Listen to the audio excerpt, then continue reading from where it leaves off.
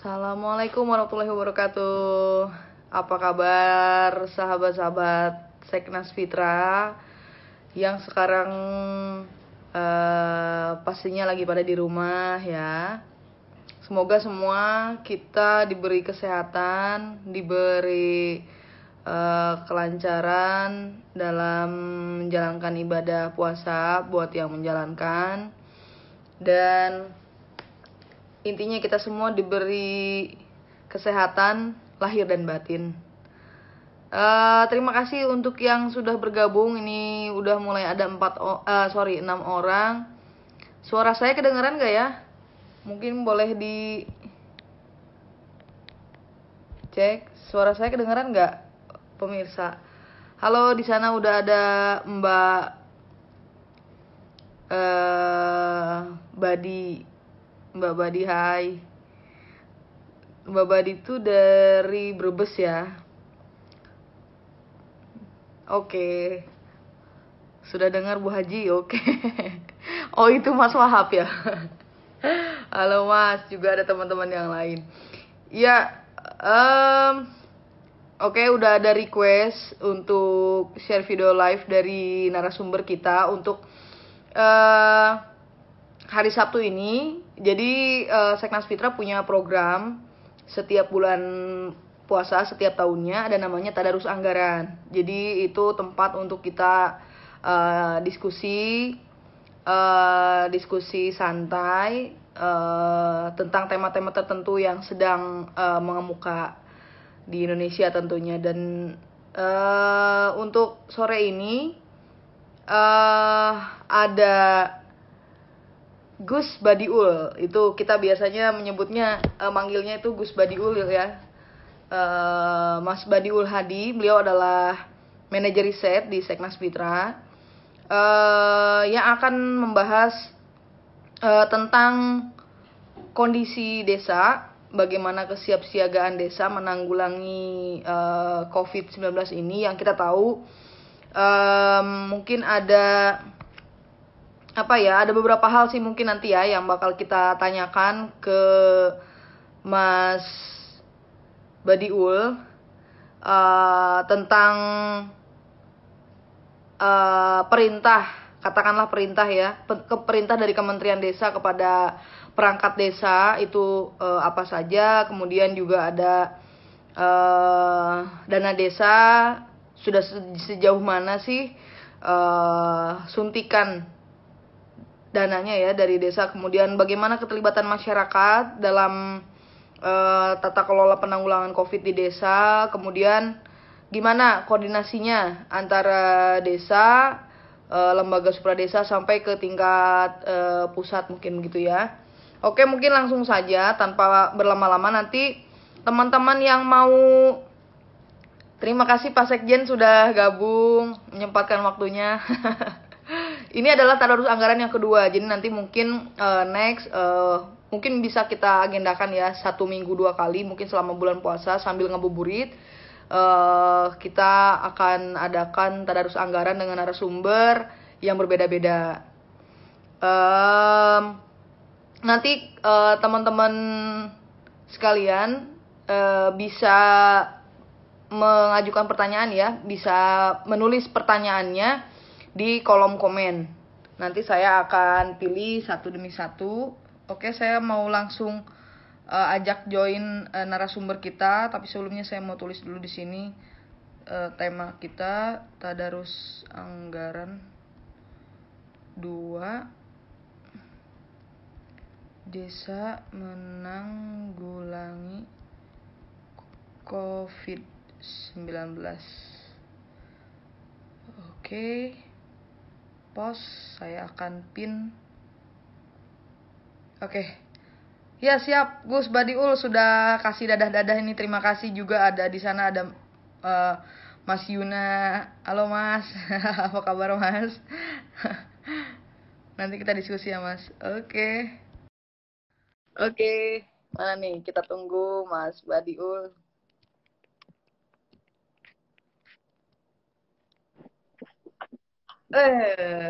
Assalamualaikum Gus. Waalaikumsalam Beta. Kelihatannya sehat-sehat ya Gus, makin sehat ya Gus di rumah terus. Alhamdulillah tambah gemuk, Bet. Aduh, saya jadi gemes nih bercanda sama Gus Radiuli. Kok di sini Ya gimana, Bet? banyaknya Kabarnya, malah. Bet? Baik. Kenapa saya sehat Gus, seperti yang kelihatan Gus, saya gini-gini aja Gus. Iya, tambah makmur ya. Oke, Iya. berarti ini Gus posisi lagi di Kampung Makassar nih ya Gus? Iya, Oh tetap iya, istiqomah di Kampung Makassar ini. oh iya istiqomah aja ya. Nggak Tapi keluar-keluar ini. iya nggak banjir kan Gus? Oh, aman, aman, aman. Oh iya. Oke. Em, ya Gus, mungkin kita mulai ya. Tadi saya udah kenalin Gus ya. Hmm. Ke teman-teman di sini udah lumayan banyak nih, ada 10 yang gabung. Alhamdulillah. Ya, mungkin langsung aja Gus, saya mau nanya tentang kan di sini Gus Badiul banyak sekali Hmm. kegiatannya untuk memperhatikan desa ya, terutama mungkin sekarang yang sedang ramai juga mungkin ada beberapa laporan dari teman-teman, ada cerita dari teman-teman daerah. Begini kondisi di desa dalam menanggulangi COVID-19. Mungkin bisa diceritakan Gus dari mulai ini kali ya. Kesiapan desa, sejauh mana sih desa itu siap untuk menangani kejadian yang luar biasa. Kemudian apa saja sih perintah, katakanlah perintah ya Gus, dari Kemendes gitu untuk desa, dan sebenarnya desa itu harus memprioritaskan itu apa saja yang menjadi prioritas desa gitu Gus. Oke Gus, kalau saya terlalu serius agak dicolek aja Gus. Iya, Aku nggak dimarahin apa-apa. Pak Sekjen kalau nggak serius. Karena pertama biasa, Bet. Agak serius terus kan. Iya, iya, Gitu. iya, Ya. kesana sananya udah sulit. Kita ini berjalan kira-kira ya 1 jam lah ya Gus ya. Iya, iya, iya. Tergantung nanti Ya. kalau misalnya ada banyak teman-teman yang nanya, nih udah banyak yang gabung. Oke, monggo Gus. Baik, Assalamualaikum warahmatullahi wabarakatuh. Selamat sore, Beta. Selamat sore, teman-teman semuanya di seluruh Nusantara, di seluruh Indonesia. Salam transparansi untuk kita semuanya di kesempatan sore hari ini. Selamat menunaikan ibadah puasa sambil menunggu buka puasa kita di Ya. sore hari ini. Kita akan coba ngobrol-ngobrol ringan ya terkait dengan kesiapan desa menanggulangi COVID-19. Mungkin saya akan memulainya begini, Bet. Jadi Ya. di tahun 2020 ini setidaknya pemerintah sudah mengeluarkan 12 aturan terkait dengan penanganan COVID, dan itu semuanya larinya ke desa. Mulai dari Perpu nomor 1 tahun kita runut ya dari aturan yang paling gede dulu. Ya. Ada Perpu nomor 1 tahun 2020 tentang kebijakan keuangan negara, terus diturunkan di Perpres nomor 54 tentang perubahan postur Dirjen APBN tahun anggaran 2020, ada instruksi presiden, ada keputusan Menteri Keuangan, ada peraturan Menteri Keuangan, terus kemudian ada Permendagri nomor 20 tahun 2020, ada Permendes nomor 8 tentang desa tanggap COVID dan penegasan padat karya tunai, terus kemudian ada peraturan Menteri Desa nomor 6 yang merevisi Permendes nomor 11 tentang prioritas penggunaan dana desa, terus kemudian ada Menteri Desa ya nomor 11 tentang perubahan atas Permendes. Jadi dalam kurun waktu 1 tahun Permendes itu mengalami perubahan-perubahan yang cepat sekali. Permendes 8 tentang desa tanggap COVID itu kemudian direvisi melalui surat edaran Menteri nomor 11 tahun 2020 tentang perubahan atas Permendes nomor 8 itu. Terus kemudian Permendagri nomor 440 ya tentang penanggulangan dampak COVID di desa. Ini sebenarnya lebih surat edaran ke gubernur sama bupati ya sifatnya. Terus kemudian ada surat edaran Menteri Desa lagi nomor 102 1261 tahun 2020 tentang bantuan langsung tunai atau BLT dana desa.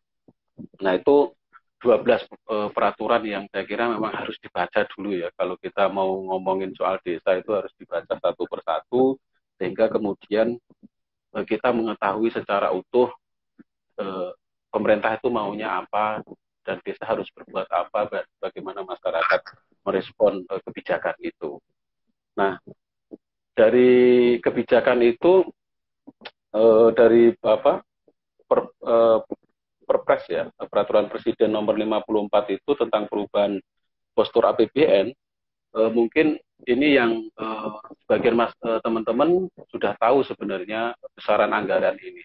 Tapi kalau teman-teman baca Perpres itu, alokasi dana desa itu turun berkurang sekitar 1%.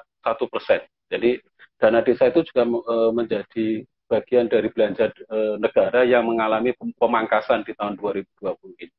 Kalau awalnya itu 72 triliun, itu menjadi 71,190 miliar triliun. Nah, itu saya kira teman-teman perlu melihat itu juga ya. Jadi dana desa itu turun, bukan tidak ada penurunan, pemotongan ya di tahun ini. Jadi ketika perubahan postur APBN kita itu di 80 lembaga kementerian itu mengalami pemangkasan anggaran yang hampir 124 triliun itu, hasil pemangkasannya itu. Nah, dana desa masuk bagian dari pemangkasan anggaran itu. Meskipun tidak terlalu besar ya, cuma 1,1% lah kira-kira kayak gitu. Nah, pemerintah kemudian dengan peraturan-peraturan di bawahnya ada PMK, ada Permendagri, ada Permendes, ada SE tadi itu, kemudian mendorong agar desa melakukan kebijakan secara tepat dan strategis. Kebijakan di desa didorong paling awal itu dorongannya adalah membentuk satgas desa untuk COVID ya, dan itu wajib hukumnya. Jadi ketentuan-ketentuan di dalam aturan itu sifatnya wajib ya, keharusan. Jadi desa mau tidak mau harus melakukan itu. Nah, dari anggaran yang dipotong 1% itu, kemudian jadi potongannya itu sekitar 810 miliar ya. Potongan anggaran dana desa itu dari 72 menjadi 71 190 itu sekitar 800 miliar. Itu cukup gede sebenarnya. Nah, kemudian sisanya yang 71,190 triliun itu digunakan untuk penanganan percepatan penanganan COVID-19. Nah, itu dana desa kalau menurut Kementerian Desa itu dialokasikan untuk 3 kegiatan utama. Yang pertama itu untuk pencegahan dan penanganan COVID-19 melalui pendekatan pembentukan satuan tugas.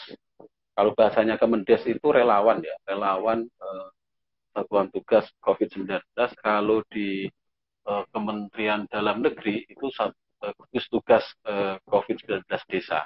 Jadi agak beda, ada perbedaan perspektif di sini, dan ini saya kira juga pasti akan berdampak ke bawah, meskipun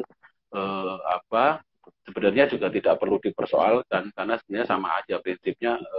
Kedua kementerian itu menginstruksikan agar desa bikin satuan tugas lah, intinya kan kayak gitu. Nah, cuman penggunaan istilah yang berbeda, terus kemudian jumlahnya juga berbeda ya, jumlah strukturnya juga berbeda, itu juga akan menjadi persoalan. Nah, ini saya kira di tengah sebenarnya pada posisi ini, di tengah situasi kayak gini, polemik seperti ini sebenarnya tidak usah terjadi, jangan sampai terjadi ya, kedua kementerian ini menggunakan istilah yang berbeda terus.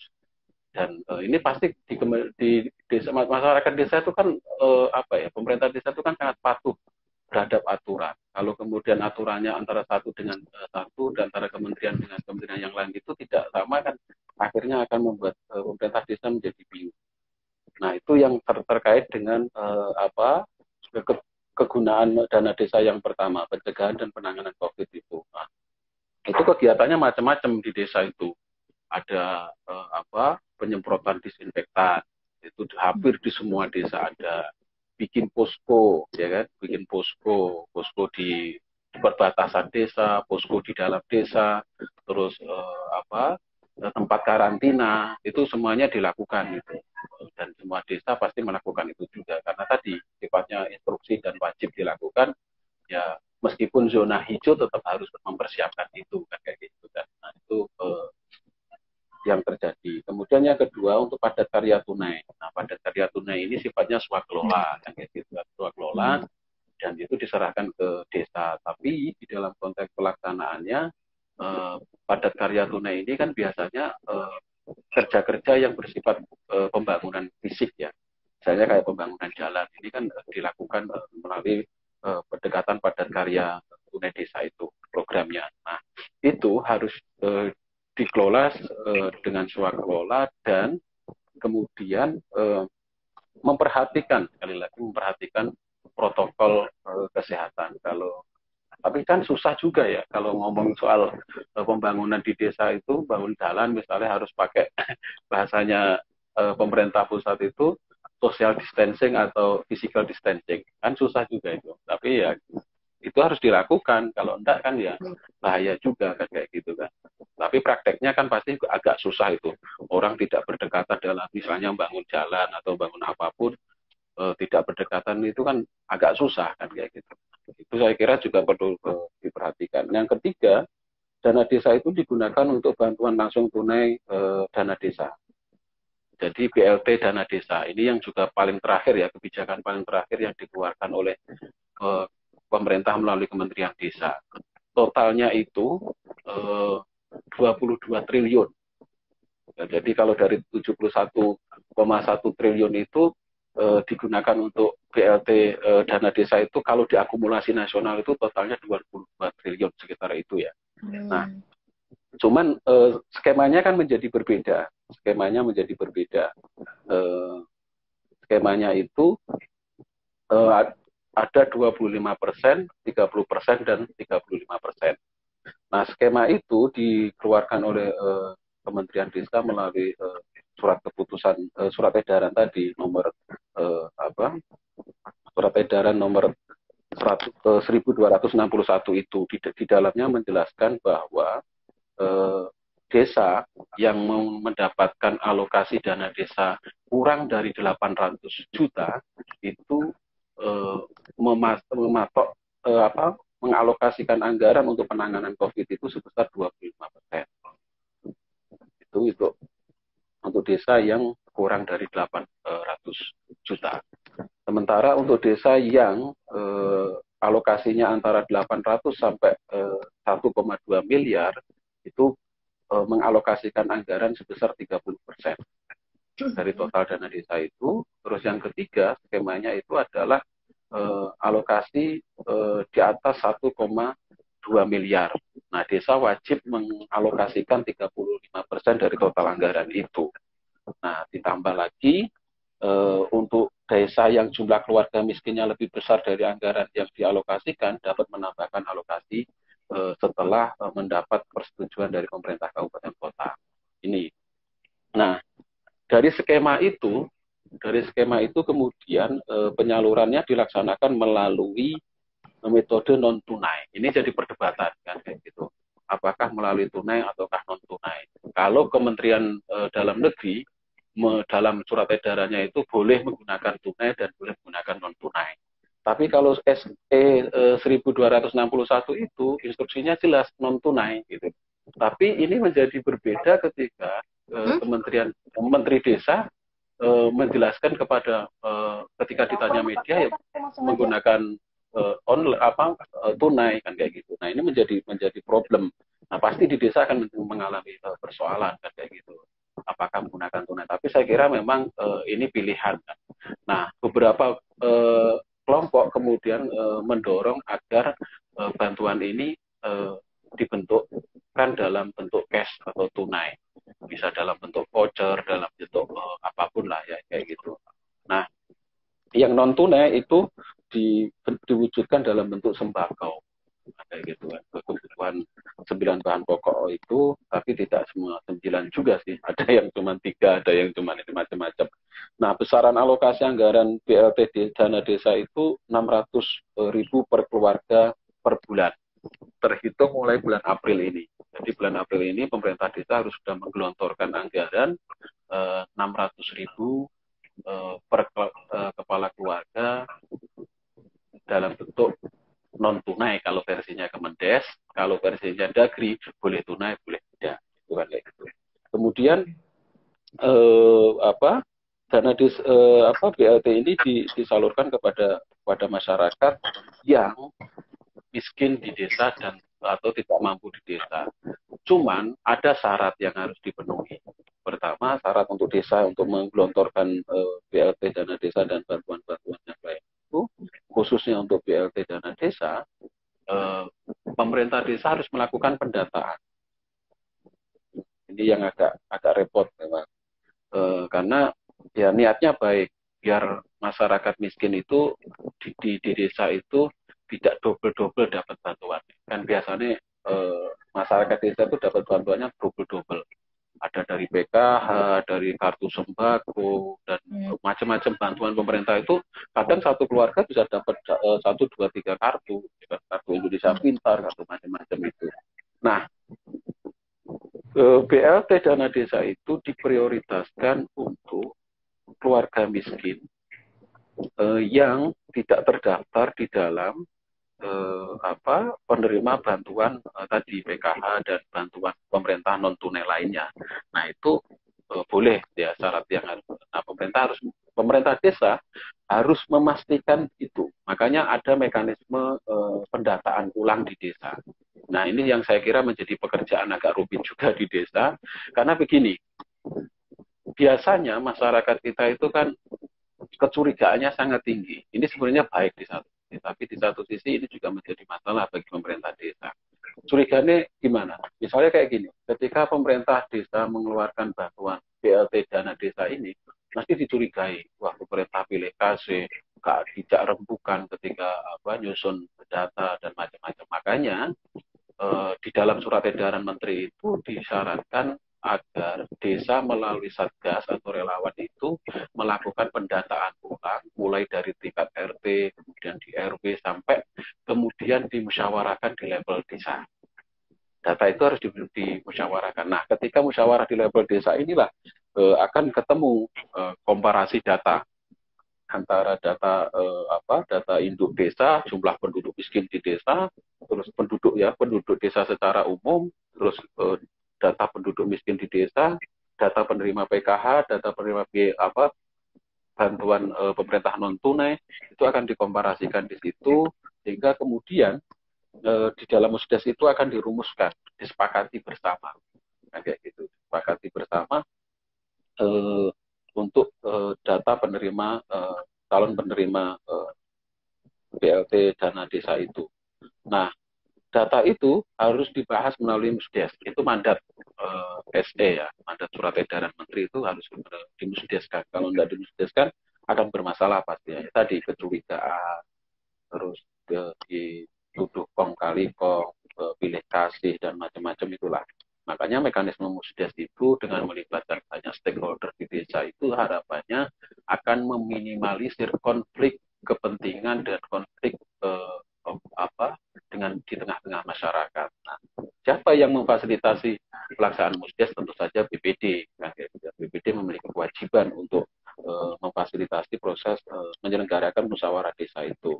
Apa keluaran dari musyawarah desa itu? Data final keluarga miskin penerima BLT dana desa.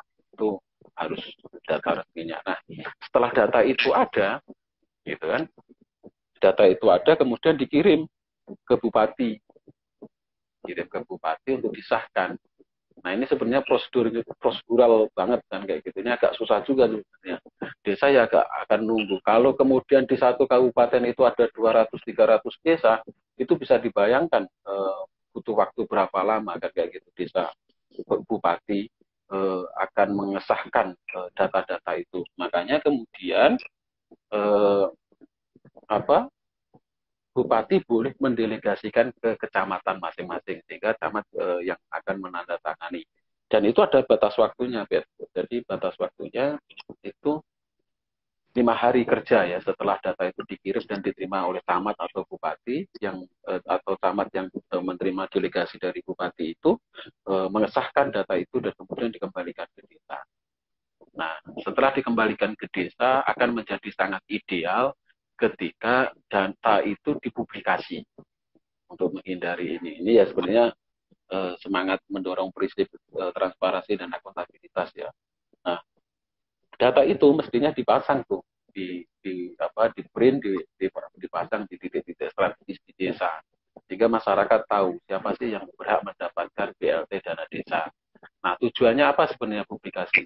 Publikasi itu tujuannya biar masyarakat juga ketika ada komplain bisa menyampaikan, oh ternyata sebenarnya masyarakat ini tidak cocok ini. Si A ini tidak cocok, Bapak ini tidak cocok dapat BLT karena orang kaya misalnya, atau sudah dapat bantuan dari program lain kayak gitu. Nah, itu ada mekanisme di situ. Pentingnya publikasi itu di situ. Nah, komplain masyarakat itu kemudian akan diolah oleh COVID, diverifikasi oleh COVID, di entry lagi oleh COVID. Itu mekanisme pendataan yang disyaratkan oleh kementerian. Nah, terkait dengan mekanisme realokasi anggarannya, nah itu yang juga jadi penting. Masyarakat di desa harus tahu, aparat desa harus paham bahwa mekanisme perubahan anggaran belanja dan belanja bidang dan sub bidang itu harus dimusyawarahkan melalui musyawarah desa. Itu mandat karena di surat edaran Mendagri maupun Kemendes itu disampaikan bahwa proses perubahan anggaran itu mengikuti mekanisme yang ada. Artinya mekanisme yang ada itu ketika APBDes itu mau diubah adalah menggunakan mekanisme musyawarah desa. Itu yang dimaksud dengan melalui mekanisme yang dan peraturan perundang-undangan yang ada. Dan kedua kementerian ini memandatkan yang sama. Artinya tidak bisa kemudian desa mengalokasikan anggaran itu tanpa melalui musyawarah. Itu tidak boleh, itu akan catat. Dan saya kira teman-teman di desa, kalau misalnya pengalaman dari beberapa teman-teman di desa, itu melakukan itu. Kepala desa juga tidak akan berani mengeksekusi anggaran itu kalau tidak ada mekanisme formal musyawarah desa. Itu yang saya kira terjadi di desa-desa yang terutama misalnya kalau informasi yang disampaikan teman-teman desa dampingannya Fitra itu melakukan hal itu. Jadi dimusdeskan dulu untuk memastikan sehingga tidak cacat hukum. Karena kan gini, penggunaan dana desa meskipun di dalam kondisi kedaruratan seperti ini kan akan tetap melalui prosedur audit, pemeriksaan macam-macam. Nah, itu yang membuat kenapa desa harus tetap melakukan musyawarah desa untuk perubahan, ya musdes untuk perubahan anggaran itu, kayak gitu. Nah, itu gambaran kenapa mekanisme di desa yang harus dilakukan. Nah, di desa itu macam-macam. Kayak misalnya kalau beberapa desa di Bantaeng ya, itu memberikan bantuan sembako. Sembako itu satu paket sembako di satu keluarga itu ada beras, telur, mie, minyak goreng. Nah, kayak di Pekalongan itu juga ada itu bantuan beras, sembako ya kayak gitu. Nah, memang ini dikembalikan ke ke kondisi desa. Bagaimana mekanisme di desa. Nah, di dalam musyawarah perubahan APBDes itu mestinya harus ditentukan juga kapan didistribusikan bantuan itu dan apa bentuknya itu harus sudah final. Jadi di musyawarah desa, pembahasan tentang perubahan APBDes desa itu keluarannya adalah hasil pembahasan APBDes perubahan untuk penanganan COVID, kemudian mekanisme distribusinya itu seperti apa.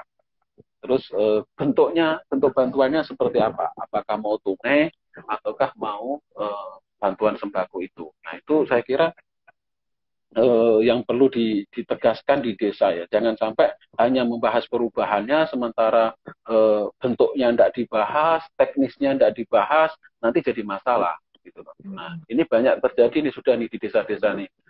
Karena tidak ditentukan bentuk bantuannya apakah tunai atau non tunai, terus teknis distribusinya seperti apa karena tidak dibahas, akhirnya rame di tengah masyarakat. Siapa sih sebenarnya yang harus mendistribusikan? Apakah Satgas, ataukah pemerintah desa, ataukah RT melalui RT, ataukah siapa? Nah ini yang saya kira catatan penting bagi pemerintah desa, bagi desa-desa di seluruh Indonesia itu adalah memastikan ketika musdes pembahasan perubahan APBDes itu juga membahas tentang bentuknya, terus kemudian membahas tentang mekanisme distribusinya. Itu harus, karena kalau enggak nanti jadi masalah pasti.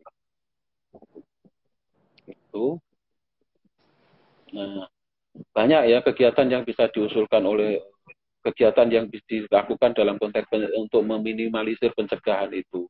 Yang pertama penyemprotan disinfektan. Efektivitasnya tentu masyarakat di masing-masing daerah yang bisa mengukur apakah penyemprotan disinfektan ini efektif ataukah tidak. Nah, kayak gitu.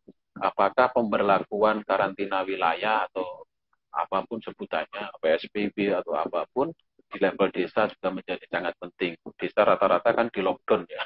Kalau bahasanya itu di lockdown, dipagari, tidak untuk keluar masuk, selain warga yang berkepentingan khusus dilarang keluar, orang di luar desa selain ketika tidak punya kepentingan yang betul-betul ini tidak boleh masuk dengan kayak gitu. Nah itu efektivitasnya juga masyarakat yang tahu.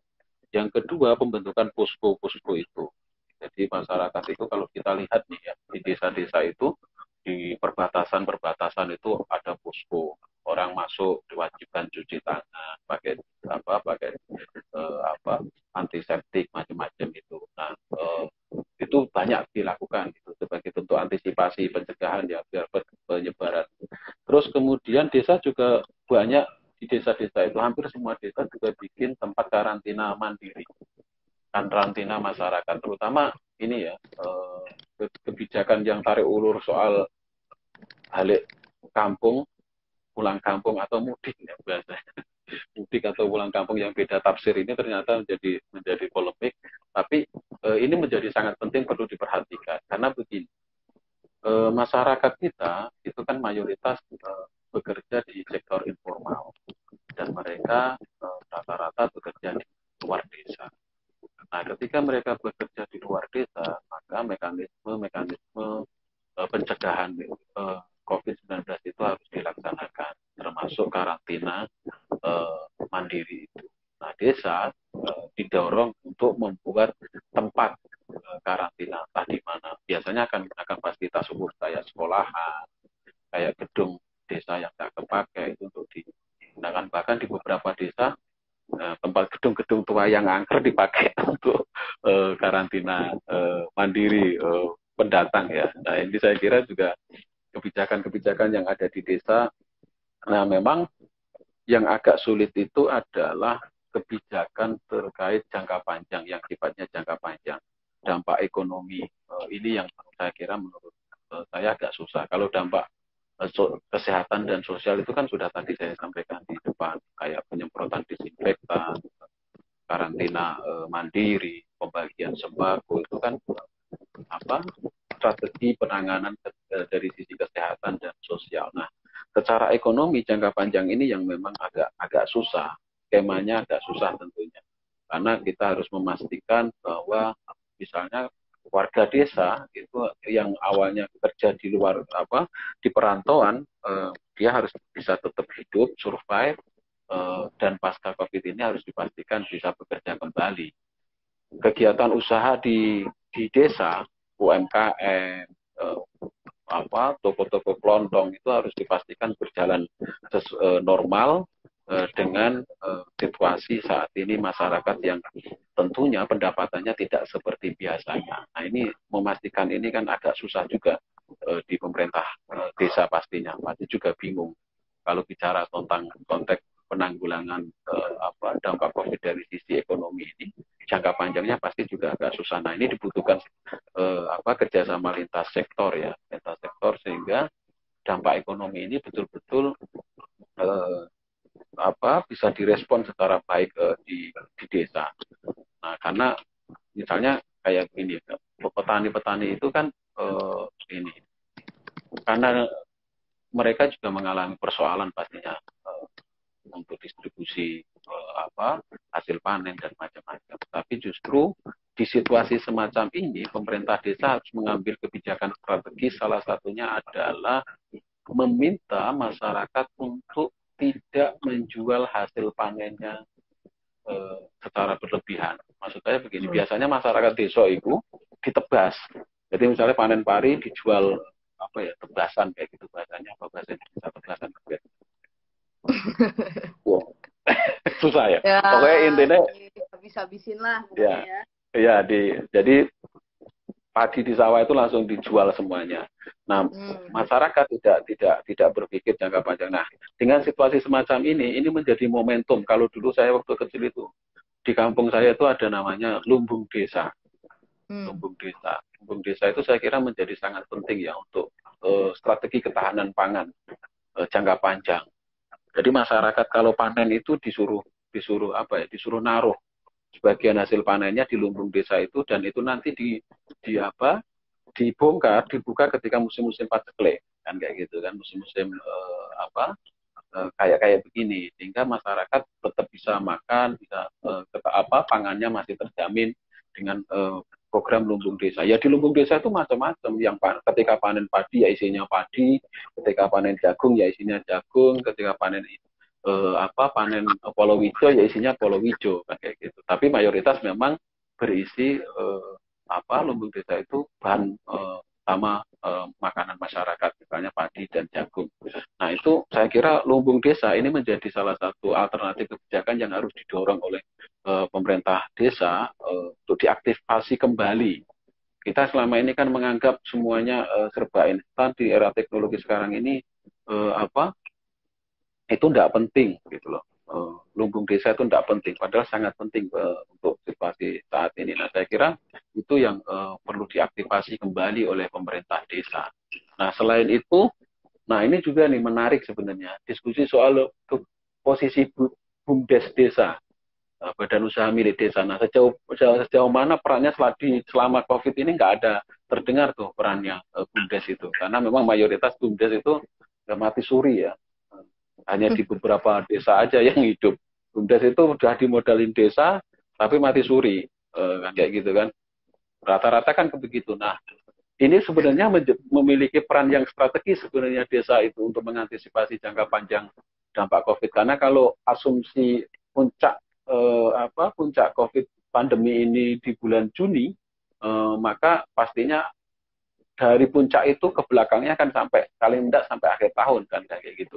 Nah, ini saya kira BUMDes harus didorong untuk berfungsi secara lebih baik di dalam konteks menjaga stabilitas perekonomian desa ya, dan memastikan bahwa kehidupan masyarakat di desa itu juga berjalan baik-baik saja kan gitu, termasuk tadi lumbung desa, lumbung pangan desa. Nah, itu kayak gitu. Nah, itu kebijakan-kebijakan alternatif yang bisa didorong oleh pemerintah desa dan dilakukan oleh pemerintah desa.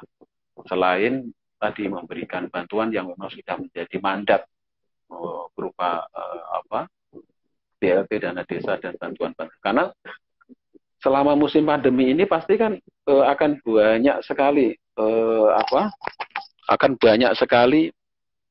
bantuan yang masuk dari pemerintah pusat, pemerintah provinsi, pemerintah kabupaten, terus kemudian bantuan dari pihak luar.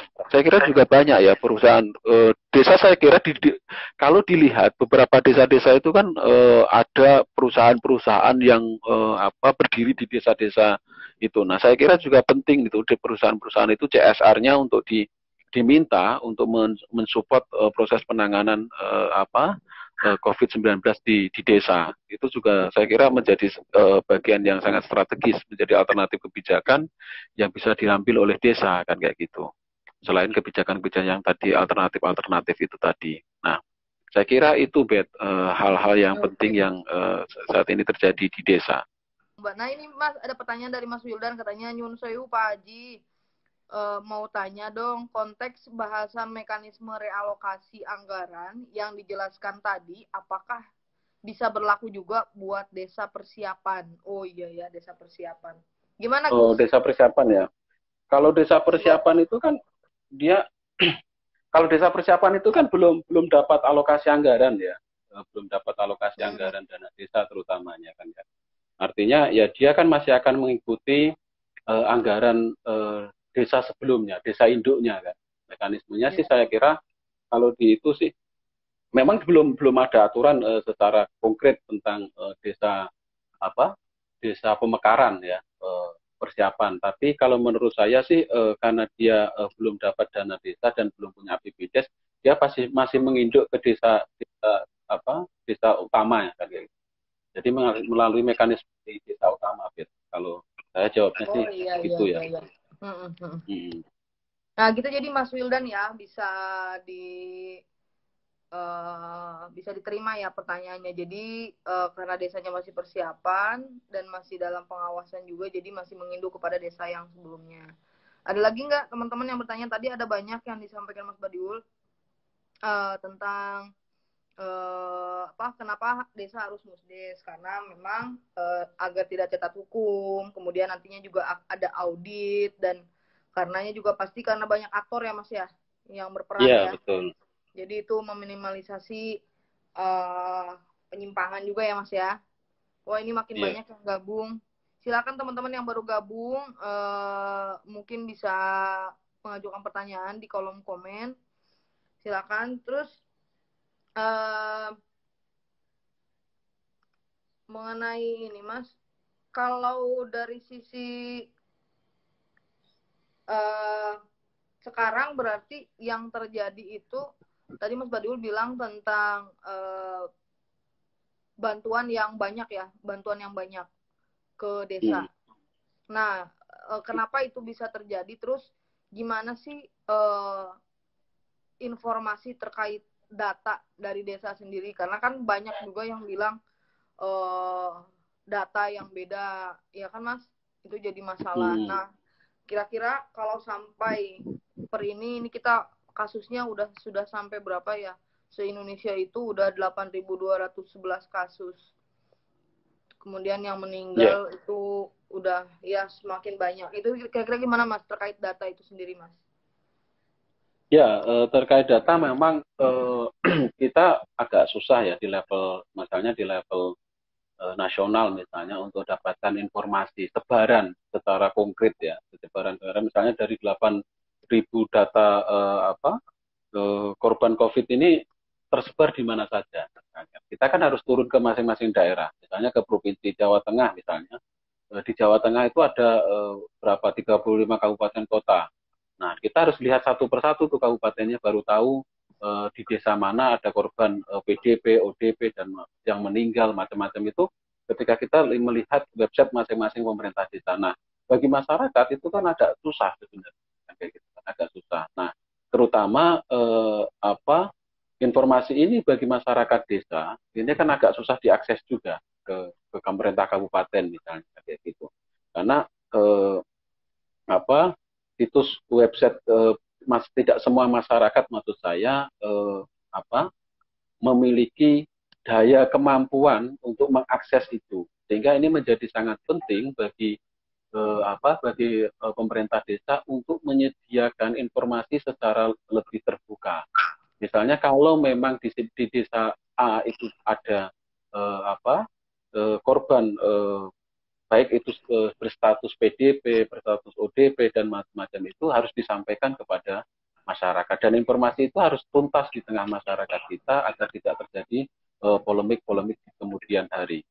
Nah, itu saya kira menjadi terkait dengan data ya, Beda. Memang sampai di level nasional kita, pemerintah nasional kita kan juga gelondongan terus, paketan gelondongan baru ketika kita lihat websitenya, kita akan melihat persebaran per provinsinya seperti apa. Nah, kayak gitu. Nah, situasi ini yang saya kira bagi masyarakat desa ini agak susah, gitu loh, agak susah, dan sehingga menjadi sangat penting informasi itu kemudian ditarik ke desa, diturunkan oleh pemerintah desa menjadi informasi yang gampang dipahami oleh masyarakat desa. Nah, menerjemahkan itu yang saya kira menjadi PR besar bagi pemerintah desa. Oke, makasih Mas. Iya. Kemudian untuk saat ini berarti di desa itu ada satgas khusus COVID ya Mas ya. Kalau gitu peran dari Mm-mm. sejauh yang Mas lihat peran dari pendamping desa, kemudian tadi juga menarik BPD misalnya, itu sudah sejauh mana Mas perannya di desa untuk mengawal penanggulangan COVID ini? Ya, kalau peran misalnya kayak pendamping lokal desa, pendamping desa itu mereka menjadi bagian dari satgas itu ya, rela apa pendamping lokal desa itu masuk menjadi bagian dari tim di dalam kalau bahasanya Kemendes tadi saya bilang relawan itu, dia menjadi bagian dari relawan COVID-19 di desa, termasuk BPD ada di dalamnya. Cuman kalau untuk BPD ini kan ada spesifikasi karena dia memiliki fungsi yang berbeda dengan lembaga-lembaga yang lain, maka kita kalau kita misalnya di Fitra mendorong agar BPD menjalankan fungsi utamanya, tiga fungsi utamanya itu. Pertama membahas tentang perubahan APBDes itu untuk terutama untuk perubahan untuk penanganan COVID-19 ya itu sangat sangat penting. BPD harus terlibat BPD harus terlibat di dalam proses itu karena karena mekanismenya kan harus melalui Musdes kan. Nah, Musdes itu kan yang buat kan BPD itu. Kemudian di dalam konteks ini juga menyaring menyalurkan aspirasi masyarakat. Saya kira di tengah situasi kedaruratan kayak gini akan banyak sekali problem dihadapi oleh masyarakat. Baik terkait dengan informasi, terkait dengan macam-macam informasi tentang kebijakan di level desa, baik anggaran maupun kebijakan-kebijakan strategis yang diambil desa dalam penanganan itu juga akan mengalami banyak hal masyarakat. Nah, BPD harus menyiapkan diri menjadi tempat pengaduan bagi masyarakat. Ini harus ya menjadi tempat pengaduan masyarakat dan kemudian menyampaikan kepada pihak-pihak desa atau pihak supradesa sehingga problem masyarakat ini bisa terselesaikan. Itu di satu sisi. Nah, cuman memang kalau hari ini ya mereka kan masih sebatas begitu saja perannya kan ya. Pendamping desa juga perannya paling menjadi bagian dari mitra desa. Terus kalau BPD memang dia punya posisi yang sangat strategis sebenarnya. Cuman Ya. optimalisasinya ini yang kayaknya belum berjalan dengan baik di tingkat desa. Lain lampu dong. Ya. Oke Mas, saya sepakat. Nah, kemudian ada pertanyaan nih Mas dari Mbak Badi di Brebes. Terkait bantuan BLT di desa-desa sini yang mendata adalah RT, namun jadi masalah baru ketika orang yang tidak terdata mereka protes dan efeknya membenci ketua RT. Sebenarnya kriteria yang dapat itu bantuan itu seperti apa sih selain yang sudah ikut PKH dan KIP? Gimana Mas? Ya, memang ini jadi perdebatan di level ini ya soal kriteria kemiskinan. Kriteria kemiskinan Ya. itu pasti tidak akan pernah tuntas dalam jangka sepanjang sejarah bangsa ini ada ya. Itu tidak pernah selesai. Memang kalau saya memang lebih sepakat kearifan di lokal ya. Misalnya masyarakat ketika RT itu melakukan pendataan sebelum nanti data itu dikirim ke desa untuk satgas COVID desa, relawan itu yang akan mengolah data itu dan dideskan, desa harus mengumpulkan semua warganya, RT ya, terutama RT harus mengumpulkan semua warganya, satu RT dikumpulkan, kemudian dimusyawarahkan. Siapa sih keluarganya, siapa saja yang sudah dapat PKH, siapa saja yang sudah dapat bantuan-bantuan lain, dan mana yang belum. Misalnya dari 30, rata-rata kan di RT itu ada 30 kakak. 30 kakak misalnya ada 10 yang dapat dapat bantuan PKH misalnya, ada yang 10 dapat bantuan selain PKH misalnya, kan macam-macam bantuannya. Nah, berarti ada 10. Nah, dari 10 kepala keluarga ini mana yang masuk kategori miskin? Kan kayak gitu. Nah itu 10 ini harus ditentukan secara musyawarah bersama di RT sehingga tidak jadi polemik. Misalnya ada 10 ini kemudian di level RT disepakati, oh ini yang berhak, yang miskin menurut kriteria masyarakat di RT itu hanya 5. Maka 5 itu yang akan dikirimkan ke pemerintah desa untuk mendapatkan bantuan BLT itu kan kayak gitu. Nah, mekanisme ini yang saya kira tidak terjadi kalau misalnya kayak di Brebes pendataannya tidak melalui mekanisme musyawarah di level RT, itu pasti akan jadi masalah. Dan konsekuensinya ya RT-nya digeting, dibenci warganya kan kayak gitu. Nah, itu pas maksudku kayak begini. Pengalaman seperti ini kan sudah sering terjadi. Nah, ini pengalaman dulu ketika Raskin pertama kali RT itu jadi hujatan warga gitu loh. Sama halnya ketika PKH keluar itu RT juga jadi hujatan warga karena memang yang punya warga itu kan RT. Gitu loh. Nah, RT itu kalau kemudian tidak melalui mekanisme yang baik akan menjadi masalah. Maka saran saya RT-RT di desa itu didorong untuk melakukan musyawarah di level RT, melakukan musyawarah dulu di level RT, mengkomparasi data mana keluarga yang sudah dapat bantuan, mana yang belum. Nah, yang belum ini dipastikan dia betul-betul miskin menurut masyarakat. Nah, gini Gus, saya jadi keingetan ini karena ngomongin RT ya. Ada nggak sih praduga bahwa yang juga lagi rame sekarang ya Gus, tentang konflik kepentingan.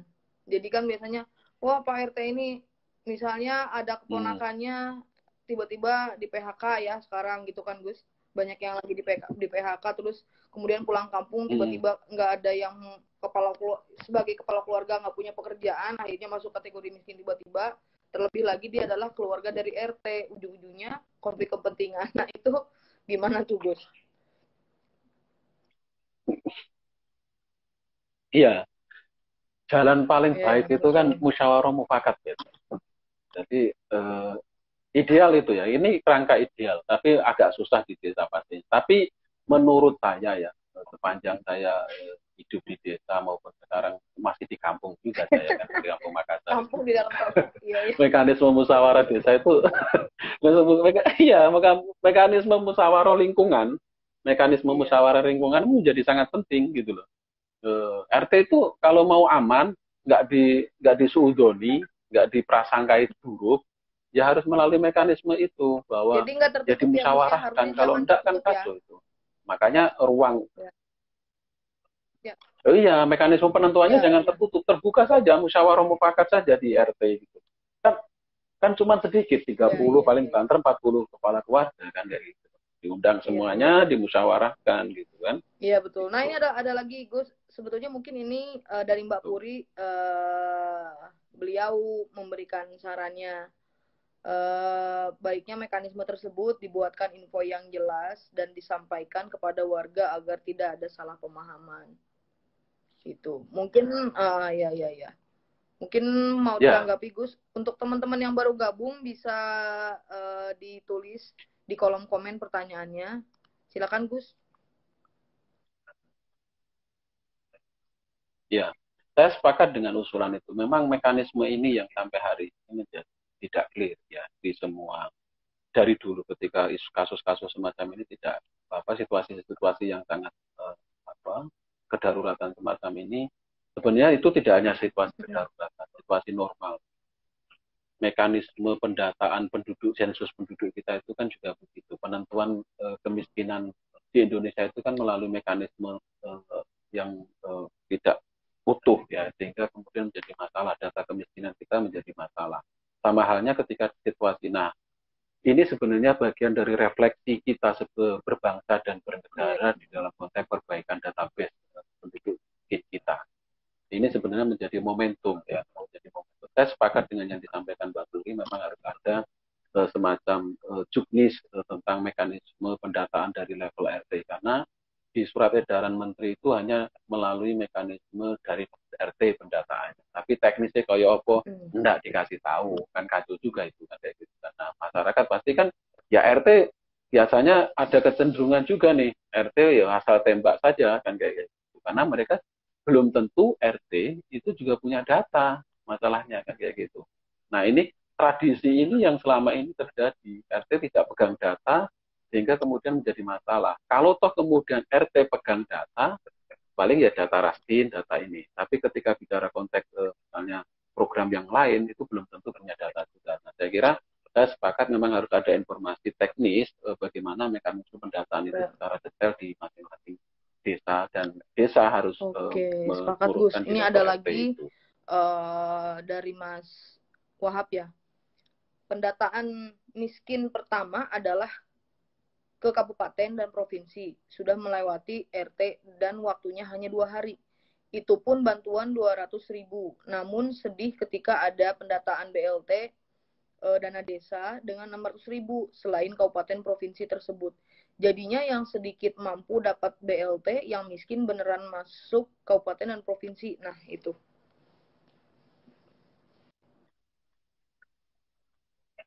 Ya, skema bantuan pemerintah itu karena memang sangat banyak. Pemerintah pusat dengan berbagai macam sosial safety net ya, jaring pengaman sosialnya itu memang sangat banyak banget programnya. Ada kartu Indonesia Pintar, ada Prakerja. kartu prakerja, ada kartu iya sembako, ada kartu PKH macam-macam. Soalnya itu kan pakai kartu itu. Nah, perkartuan itu yang kemudian memang validitas datanya yang dipertanyakan. Kita semuanya sepakat. Bahkan ketika pemerintah provinsi pun misalnya di situasi semacam ini memberikan bantuan ke masyarakat desa, pasti juga validasi datanya dipertanyakan juga. Nah, durasi waktu 2 hari misalnya. Mekanisme 2 hari itu cukup enggak sih ya? Kalau bicara cukup dan tidak cukup tentu tidak cukup. Tapi kalau strategi itu tadi yang kita bilang misalnya di dalam mekanisme kita di semua RT dalam waktu 1 hari itu harus melakukan musyawarah tengah hari di RT merumuskan menentukan siapa yang akan diajukan untuk menerima bantuan itu.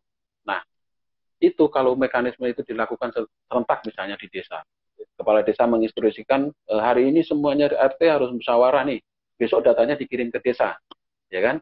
Nah, besok datanya akan dikirim ke desa, akan diolah oleh oleh tim Satgas Relawan COVID-19 desa, terus kemudian akan dimusdeskan hari berikutnya. Saya kira sebenarnya kalau memaksakan cukup-cukup saja. Cuman kan memang ini butuh effort yang sangat besar. Tapi sekali lagi menurut saya mekanisme ini yang memang perlu diperbaiki di Indonesia. Pendataan kependudukan kita ini menjadi sangat serius masalahnya. Sehingga banyak, bahkan dulu pengalaman saya mendata masyarakat miskin itu ada yang sudah meninggal 10 tahun aja masih masuk data penerima raskin. Iya. Itu sih, iya Mas. Ini menarik juga ya yang disampaikan. Terus kemudian saya jadi teringat Mas, mungkin banyak desa ya. Dari di Indonesia itu ada sekitar 75.000 desa ya Gus ya. Kira-kira segitu ya. Nah, ya sekitar itulah. Nah, 74. Jadi kan banyak desa-desa yang melakukan skenario isolasi, kemudian karantina untuk mereka-mereka yang mungkin ada kesempatan atau curi-curi waktu untuk pulang kampung gitu ya Gus. Nah, tapi di desa sendiri kelihatannya belum ada skenario untuk mengamankan wilayahnya dari ketersediaan pangan Gus. Gitu. Jadi ya nggak sih Gus? Jadi tetap aja nih orang-orang desa mereka mengkarantina, tapi mereka juga pada akhirnya sering keluar gitu untuk mencari bahan pangan sendiri, jadi tidak disediakan atau dikelola oleh desa sendiri. Padahal kalau dilihat pasokan dari kota kan tentu dari desa gitu. Dan mungkin juga gimana sih peran BUMDes di sini gitu Gus, untuk menanggulangi terkait itu ketahanan ekonomi, terus kemudian paling penting yang skenario pangan tadi Gus, untuk ya tetaplah mensterilisasi si desa itu sendiri gitu. Ya, setiap desa itu kan pasti punya karakter yang berbeda-beda ya terkait dengan proses penanganan COVID ini, termasuk karantina tadi. Nah, ketika bicara ketahanan pangan ini memang jadi problem serius pastinya, karena saya kira banyak desa tidak siap dengan situasi ini ketika harus menyediakan pangan bagi warganya ketika warganya mengalami karantina, karena stok makanan di desa itu kan juga tidak bisa dipastikan kan kayak gitu. Dia pasti akan mengandalkan bantuan dari pemerintah pusat maupun pemerintah supra desa. Nah, ini yang jadi masalah. Makanya saya kira antisipasi itu harus mulai dilakukan dari sekarang. Sebagian daerah kawasan di Indonesia ini kan lagi musim panen nih, kan kayak gitu kan.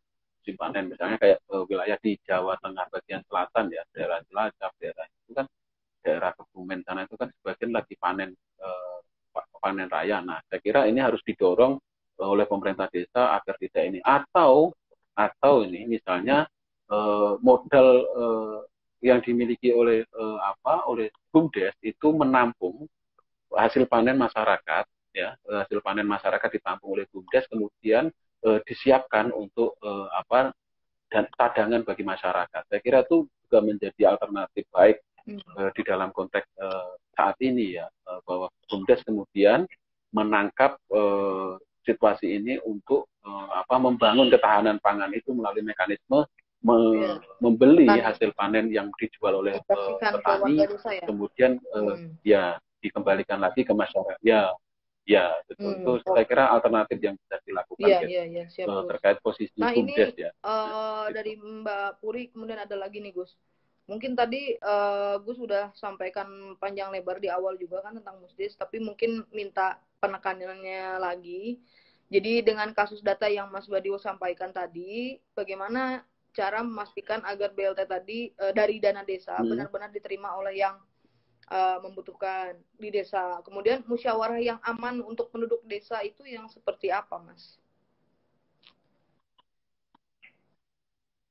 Oke, begini. Maksud saya begini, kalau kemudian mekanisme dari bawah itu dijalankan, musyawarah di level RT ya. Di RT itu forum musyawarahnya banyak sekali. Selain forum formal diadakan insidental misalnya kayak gini, kita ngundang kepala RT, ngundang semua warganya untuk ada forum-forum di RT itu yang biasa digunakan untuk musyawarah. Kalau di Jawa misalnya di daerah saya ada forum pengajian bulanan misalnya kayak gitu. Itu biasanya di forum itu juga dibahas tentang isu terkini ya, perkembangan di desa misalnya kan kayak gitu. Nah, mekanisme itu saya kira kalau tahapan dari bawah itu clear, nah kemudian akan naik. Saya akan mencoba menjawab pertanyaannya Mbak Puri. Musdes yang aman dan bisa diterima itu seperti apa sih? Nah, ketika musyawarah di level desa ini, di level RT ini clear, di level paling rendah RT ini clear, kemudian mekanisme di level berikutnya adalah pengolahan data di COVID, di tim, terus kemudian dimusdeskan. Nah, musdes ini saya kira memang kalau kemudian kita mendorong digitalisasi misalnya, musyawarah desa dengan digital atau virtual atau daring misalnya, itu agak susah karena masyarakat tidak semuanya punya aplikasi kan kayak gitu kan. Nah, musyawarah yang di desa saya kira masih cukup bisa dilakukan misalnya mengundang tadi RT yang selaku pemegang data utama diundang semuanya ke balai desa. Tentunya mekanisme memang harus ditata ya, memastikan di desa itu menggunakan protokol social distancing atau physical distancing itu ya. Itu yang memang harus agak susah pastinya, tapi itu harus dilakukan dengan kemudian mengundang tokoh-tokoh agama, tokoh masyarakat, tokoh perempuan untuk mengawal proses musyawarah itu berjalan dengan baik dan hasilnya memang betul-betul berdasarkan pada kemufakatan itu. Nah, kuncinya kan sebenarnya di RT ini. Nah, ketika kepala RT semuanya diundang musdes untuk perbaikan data ini kan kemudian akan dilakukan klarifikasi. Idealnya kan begitu di dalam musdes ini. Benar enggak sih misalnya di RT 1 ini ada 10 keluarga miskin yang diusulkan untuk terima BLT kan kayak gitu. Nah, ini sudah sejauh mana klarifikasinya di level RT misalnya. Apakah ini akan menimbulkan polemik baru enggak misalnya kan kayak gitu. Nah, itu yang saya kira harus tersampaikan secara baik di tengah masyarakat kita. Kalau enggak, itu ya nanti akan jadi masalah lagi. Yang ada kayak sekarang banyak kepala desa ngeluh karena diprotes warganya ya. Karena memang mekanismenya nggak dijalankan dengan runut gitu loh, dari bawah kemudian ke atas, sehingga ya akhirnya dikomplain sama masyarakat. Iya, betul.